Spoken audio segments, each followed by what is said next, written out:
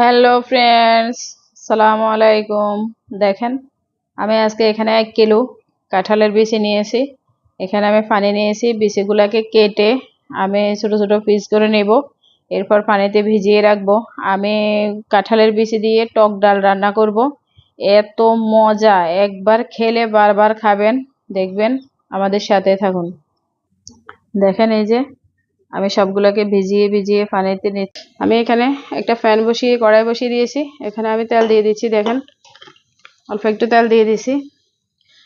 আমার এই যে কাঁঠালের বিচিটা, সেই বিচিটা আমি এখন রান্না করব। তারপরে আমি এখানে রসুন দিয়ে দিছি, একটা চেঁচা রসুন দিয়ে দিচ্ছি। চেঁচা রসুনের তরকারি খুব মজা, দারুণ মজা, খেয়ে দেখবেন। এখানে আমি 3-4টা পেঁয়াজ কুচি দিয়ে দিয়েছি। তারপরে আমি এখানে কিছু কাঁচামরিচ দিয়ে দিয়েছি। তারপরে আমি এখানে বড় সাইজের 3টা টমেটো দিয়ে দিয়েছি কুচি করে। এগুলাকে ভালো করে আমি এখন নেড়ে নিব। দেখেন, এই যে ওমানি যে গরম মশলাটা, ওমানি অনেক দামি গরম মশলা, আমি এটা দিয়ে দিচ্ছি এখানে। একে একে সবগুলা মশলা এখানে দিয়ে আমি আবারও কষিয়ে নিব। এখানে দেখেন, হলুদের গুঁড়া দিয়ে দিচ্ছি। তারপরে এখানে এই যে কাশ্মীরি লাল মরিচের গুঁড়া দিয়ে দিচ্ছি। তারপরে আমি এখানে এই যে লবণ দিয়ে দিচ্ছি। এখন আমি এগুলাকে ভালো করে আরো মিশিয়ে 2 মিনিট জাল করব।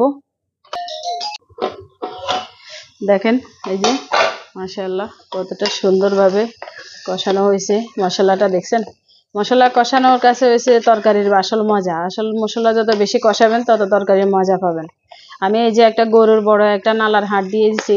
গরুর যে হাড় আছে একদম নালা, এই নালা একটা দিয়ে দিছি। দেখেন, আপনি এগুলা যেটা দিয়ে মন চায় সেটা দিয়ে রান্না করতে পারবেন। আমি বড় একটা হাড় আর 2 পিস 3 পিস কলিজা দিয়ে দিছি গরুর। এখানে আমি এই যে গোটাটা ধুয়ে রেখেছি সেটা দিয়ে দিছি।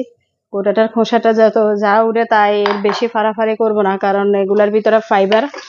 গোটার যে চামড়াটা, এই চামড়ার ভিতরে ফাইবার, আমাদের শরীরের জন্য অনেক উপকার।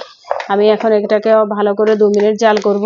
2 মিনিট জাল করে পানি দিয়ে ভালো করে 10 মিনিট রান্না করব। রান্না করার পর আমরা ফিরে আসবো, আমাদের সাথে থাকবো। দেখেন, এই যে মাশাআল্লাহ কতটা সুন্দর লাগছে। দেখেন, যেন গরুর মাংসের মতো লাগছে। আমি এখন এখানে এই যে একটা কাঁচা আমকে খোসা ছিলে নিয়েছি। কাঁচা আমটা এখানে দিয়ে দিব, যেহেতু আমি টক ডাল রান্না করতেছি সেহেতু। এইভাবে করে একটা মেশিন দিয়ে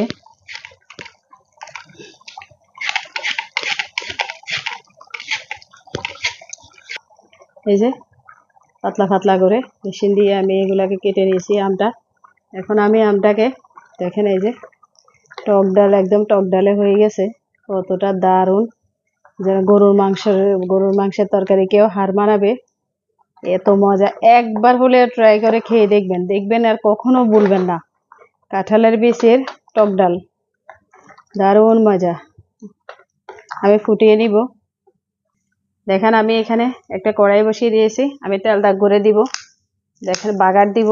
কেউ তেল দাগ বলে, কেউ বাগার বলে, যার যেটা ভালো লাগে। এগুলাকে আমি দিয়ে দিব এখন।